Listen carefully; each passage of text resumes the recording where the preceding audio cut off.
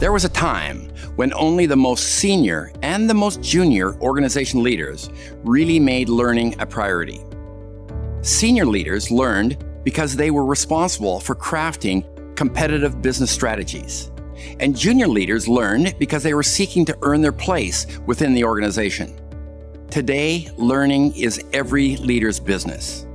We are likely in the early stages of a digital global economy that is completely dismantling the existing social and financial framework.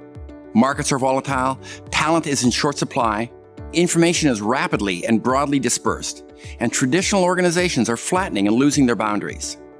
Leaders can no longer simply rely upon their positional power, domain knowledge, technical expertise, and exclusive access to information. They now need to be great learners as well. The rapid rate of change means that leaders cannot act solely on what they know. They need to act on what they learn. They need to shift from leading from knowledge to leading from learning. But this is not easy. Think of it as the difference between playing a single game of checkers against a well-known opponent and playing several simultaneous games of three-dimensional chess against opponents that have never been previously encountered. It is that difficult, and it can be done. We can begin by learning from 5 distinct qualities of today's highly successful leaders. Typically, they have, first, an opportunistic bias. They know tomorrow will be better than today in some way. They believe the marketplace is brimming with both unknown opportunities and unknown dangers. And they believe they have the ability to help their organizations navigate around the dangers and into the opportunities. Number 2, they have premeditated agility. They assume they are wrong to some degree. They craft the best plans possible and then set out with the attitude that these plans are inherently flawed and that success will depend upon their ability to rapidly adapt to surprises, upsets, and unexpected good fortune. And number 3, emotional strength.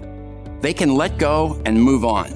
They have the inner strength and maturity to be able to abandon closely held and many times dearly loved assumptions, beliefs, and mental models, and suffer the inevitable pain associated with learning and changing. Number 4, they have a reversed perspective. They simply see through the eyes of others. They have the capacity and courage to honestly look at themselves, their organizations, and their business as their staff, customers, and suppliers and others do. Number 5, they have unfair intelligence. They hear things others do not. Because they operate with what we call noble intentions, they are able to boldly dive into uncertain, risky dialogues in which they gain highly valuable and often exclusive insights and ideas. The good news is that there is nothing on this list that is beyond the reach of all who seek to lead. There really is no mystery to becoming a true learner, just a big commitment and hard work. But the price you will pay will pale in comparison to that paid by those who do not follow you on this path. Look around you. Leaders who fail often do so because they base their action on outdated knowledge and irrelevant models. They lead by looking behind rather than ahead. Where are you looking? What are you learning? A good leadership litmus test lies in the answers to 3 simple questions. What is the most important thing you have learned about your business recently? What is the most important thing you've learned about your organization recently?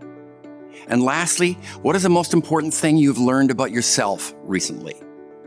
What have you learned from these answers? Are you a true learner leader?